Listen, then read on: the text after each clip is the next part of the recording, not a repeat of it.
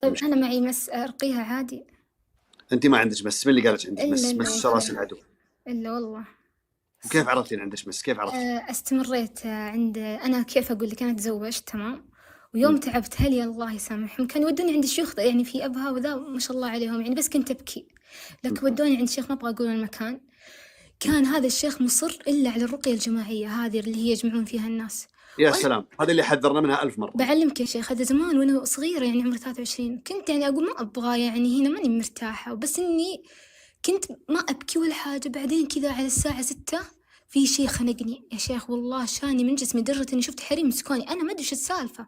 فجأة قعدت أصيح، فجأة ما أدري إيش يقول. بعدين يوم رحت عند الشيخ هذا قال هذا اللي فيني بسم الله الرحمن الرحيم أنا مسلم، وترى كان يبيها يجيها، والله أنا منعتها من 7 كانوا يبونها. هذا طبعا أنا ما كنت أدري إيش السالفة ولا كنت أعرف إيش معنى مس ولا هذا الكلام كله جابه ذاك الآدمي. تخيل يا شيخ، أنا إذا روح ودوني هلي وأرجع للشيخ هذا، أنا كنت عند الشيوخ الثاني ما أبيهم، هذا بالذات إذا أروح لعادي كأني رايحة عادي كذا، فهمت يا شيخ؟ مم. لدرجة إني ما يعني بس يعني كأني أحبه، فهمت يا شيخ؟ مم. وجاء الشيخ هذا وهو يقرأ علي وزي كذا ويسأله أنت ما أدري إيش يقول، ومن يسأله جاني سألني الشيخ قال هل أنت تحبني؟ قال هذا اللي فيني إيه أحبك. بعدين أنا كأني صحت وأهلي إخواني موجودين، بس ما زلت يعني أنا يعني شبه عايلة، فهمت يا شيخ؟ هذا الكلام يجي يطلع، فأنا من قوة الخرج قلت أحبك في الله،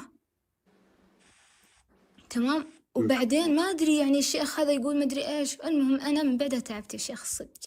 وإذا رحت عند الشيوخ أتعب، والحمد لله رحت عند الشيخ هذا، بعدين خلاص ما عاد رحت عند الشيوخ، ما عاد تركت هذاك يبغون يودون أهلي مرة ثانية، يبغون يرجعوني له، لا وأنا عاد أقول ما تروحين عاد لأحد، أبي، لا قلت ما تروحين عاد لأحد.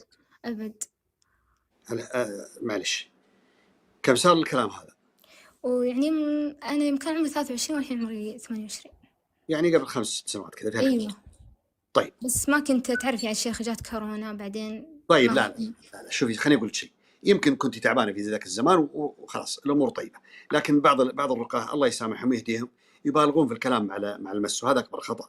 هذا أكبر خطأ. المفروض ما يعطى أبدا أكثر من حجمه ويسأله أنت تحبني وما تحبني وش جابك. المفروض أنه ما يسأل الأسئلة هذه كلها، هذه تؤذي المريض أصلا. هذه لا زالت عالقة في راسي إلى الآن، وبكرة يوم الدين أنه أنا والله قال لي الشيطان كذا أو قال لي الراقي الفلاني كذا.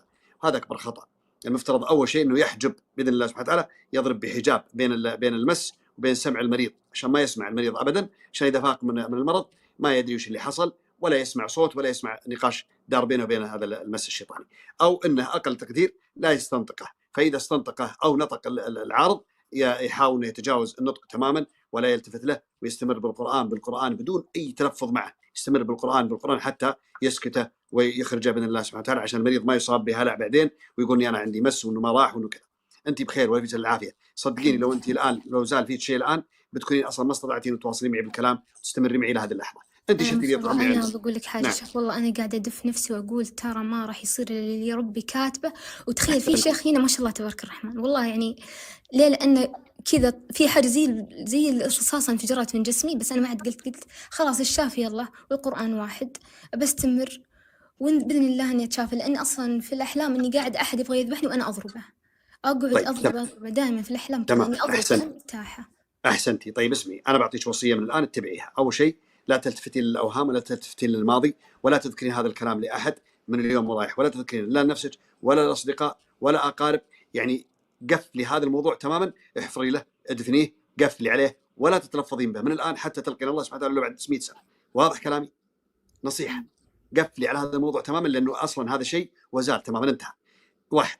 الشيء الثاني، ابغى تحافظي من الان على صوره الفاتحه والفلق، الفاتحه والفلق والناس، يعني آية الكرسي، يعني تقرأين الفاتحة آية الكرسي الفلق الناس، وتنفثين بين الأيادي وتمسحين الوجه وتمسحين الصدر والبطن وتنفثين على ماء وتشربين قبل النوم أول ما تستيقظين من النوم، نفس الشيء. فاتحة، آية الكرسي، فلق، ناس. سورة الفلق كرريها قد ما تستطيعين، قد ما تستطيعين إن شاء الله تكررينها آلاف المرات، كل ما كررتيها كل ما كانت أبرك وأكثر. واضح كلامي؟ ولا تلتفتين لأي شيء ولا تلتفتين لأحد ولا تروحين لأحد، ارقي نفسك بنفسك فأنت بخير ولا فيك العافية. بسألك سؤال واحد، اقرأي معي الآية هذه عشان تطمئنين. استعيذي بالله من الشيطان الرجيم. اقرأي الآية 10 في سورة البروج أنا وأنتي سوا. أعوذ بالله من الشيطان الرجيم، بسم الله الرحمن الرحيم. حفظتها يا شيخ. حافظتها؟ أيوة، لأن قوليها. الحمد لله صايرة أقولها هي أحسنتي، قوليها. وآيتي قوليها. أعوذ بالله قوليها. من الشيطان الرجيم بسم الله الرحمن الرحيم. إن الذين فتنوا المؤمنين والمؤمنات ثم لم يتوبوا فلهم عذاب جهنم ولهم عذاب الحريق. كرري.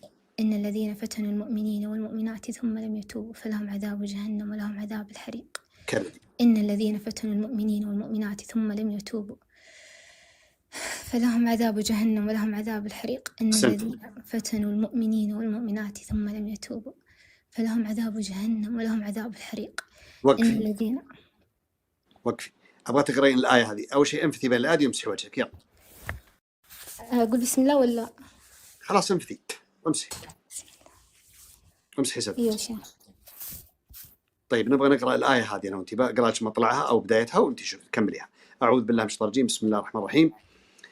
الله ولي الذين آمنوا يخرجهم من الظلمات إلى النور. عرفتها بس أظن يمكن نسيتها شوي. الله ولي الذين آمنوا يخرجهم من الظلمات إلى النور. الله ولي الذين آمنوا يخرجهم من الظلمات إلى النور. الله ولي الذين آمنوا يخرجهم من الظلمات إلى النور. الله ولي الذين آمنوا يخرجهم من الظلمات إلى النور. الله ولي الذين آمنوا يخرجهم من الظلمات إلى النور.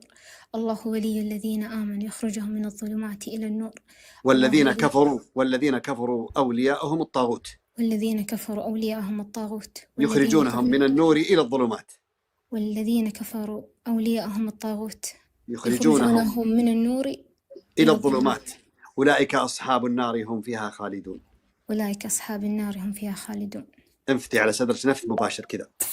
بسم الله. خلاص يا شيخ. ما فيك إلا العافية.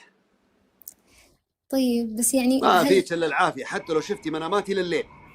طيب يعني بس عادي مثلا بإذن الله أنا بقول لك حاجة. أنا والله يا شيخ مرحبا ما شاء الله لا قوة إلا ما أروح مكان إلا وهذا السؤال لدرجة إن طفشت منه. يعني أنت ما يجيك معقولة أنت ما يجيك خطابة معقولة أنت ما تزوجتي يعني بعد ما طلقت من هذاك أصلا ما قعدت معه الأسبوع ولا أعرف وجهها ولا شفتها وطفى علينا أسانسير وكل شيء خرب وجهي فهمت ولا أبغاها أصلا كنت أقول بنتحر لو قعدت معك ولين يومك هذا يا شيخ والناس يسألوني هذا السؤال أنت ما تزوجت أنا أحس إني أتعب يا شيخ إذا سألوني ذا السؤال.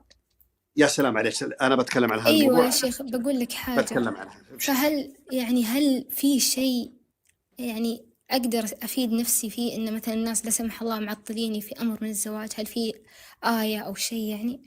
طبعا فيه. لأن الناس القرآن كله بركة. نعم القرآن كله بركة. احفظي الآية هذه دائما وأبدا ردديها في نفسك وانفثي على صدرك دائما. طبعا سورة الفاتحة هذه مفروغ منها دائما نقرأها. اقرأي الآية 23 في سورة الفرقان واقرأي الآية أظنها في سورة المؤمنون ما أعرف رقمها كم معلش لا تلوموني والله لا تلوموني. تخيلوا أني لي الآن 6 سنوات بهذا الحال كل ليلة 3 ساعات 4 ساعات وأنا أتكلم مع كل أحد. تشتت كويس اني باقي ماسك عقلي الى الان ما فصل وصرت امشي براس وبدون كراعين وعندي ايد وايد الثانيه احطها في السياره واحيانا البس فنيله بدون شماغ طاقيه بدون عقال. انا مين احد يعرفني؟ قولوا لي انا مين عشان اروح لعيالي. انت الشيخ فهد القرني الله يسعدك اللي خليتنا ان نرجع للرقيه من نفسنا احنا يا الشباب والورعان والكبار كلهم. الحمد لله الحمد لله من فضل ربي يا رب. هذا من فضل الله سبحانه وتعالى. احفظي الآية هذه احفظيها. الآيتين اللي بقول عليهم الآن من غير اللي أنت تبغين تحفظيه لكن احفظي اللي قلت عليه قبل شوي الفاتحة آية الكرسي الفلق والناس تنفثين على الماء وتشربين الليلين قبل النوم وصدقيني ما فيك إلا العافية وأنت بخير من الآن بخير أقول لك بإذن الله ولا تلتفتي لأحد ولا تصدقين أحد ولا تلتفتي لأحد. عيشي حياتك أنت بخير. شوفوا ترى أيامكم محدودة لا تضيعونها كلها فيها هم وفيها واجيس ما فيكم العافية. ترى الشياطين تراهم ضعفاء جدا وأجبن مما تتخيلون ويخنسون عند كل آية ويخنسون عند بسم الله الرحمن الرحيم. لو بس كلكم فقط توكلتوا على الله وبسملتوا بسملة يعني كل شيء تقولون بسم الله الرحمن الرحيم بسم الله الرحمن الرحيم بسم الله الرحمن الرحيم وتنفذون والله ما تحتاجون أحد من البشر على وجه الأرض بالبسملة فقط بالبسملة أنكم تطيرون الشياطين كلهم من حياتكم ولا يستطيعون البقاء في مكان ذكر فيه بسم الله الرحمن الرحيم. من اللي كاتب باسم بسم الله ما هو باسم الله. ركزوا في كتاباتكم. شوفي يا بنتي أبغى تقرأين الآية هذه اللي بقرأها أعتقد في سورة إبراهيم أو في سورة المؤمنون. أعوذ بالله من الشيطان الرجيم بسم الله الرحمن الرحيم. ومثل كلمة خبيثة كشجرة خبيثة اجتثت من فوق الأرض ما لها من قرار. ومثل كلمة خبيثة كشجرة خبيثة اجتثت من فوق الأرض ما لها من قرار. بعدين تقرأين الآية اللي قبل شوي في سورة الإسراء وإذا قرأت القرآن جعلنا بينك وبين الذين لا يؤمنون حتى آخرها. بعدين تقرأين في سورة ياسين، وإذا قرأت القرآن جعلنا بينك وبين الذين لا يؤمنون بالآخرة حجابا مستورا. واللي يسأل قولي له مو بشغلك، هذا شيء خاص. طيب يا شيخ أنا عندي بس خلاص هذا هو الاستفسار اللي باقي ما قلته. الزيت حقي أنا قريت فيه لا تهوشني يا شيخ لأنه لا مليان ما بهاوش، لا لا لا التعطيل فيها صورة قد قرأت فيه التعطيل، هل يعني أتركه وخلاص أخذ زيت ثاني وأقرأ فيه المعوذات ولا؟ لا لا لا، جيبي نفس الزيت أيوة. وجيبي زيت نفس النوعية، زيدي عليه خليه يصير كمية أكبر، واقرأي على سورة الفاتحة واقرأي على الزلزلة والمعوذتين الكافرون والإخلاص، انفثي على الزيت واستمري بالاستخدام. ذاك هذا قرآن وهذا قرآن، فإذا خلطتي مع بعضه القرآن ما اختلف شيء. خلاص يعني نفس هذا بس أزيد عليه. شكرا شيخ. نفسه زيدي عليه وزيدي عليه ما شئتي من القراءات. شكرا وشكرا للي دخلني بعد. شكرا. شكرا. في سورة إبراهيم آية 26. شكرا يا فرح. 26 في سورة إبراهيم، 26 في سورة إبراهيم، و23 برضو آسف 26. اسمعي أنت سجلتي الشاشة ولا كتبي بسرعة؟ أيوة مسجلتها من أول. الآية 26 في سورة إبراهيم، الآية 23 في سورة الفرقان، الآية 9 في سورة ياسين، الآية 44 و45 في سورة الإسراء. وقل أعوذ برب الفلق، وتوكل على الله سبحانه وتعالى، وقل لن يصيبنا إلا ما كتب الله لنا، ولا عليك من أحد ولا تلتفتين. في أمان الله. السلام.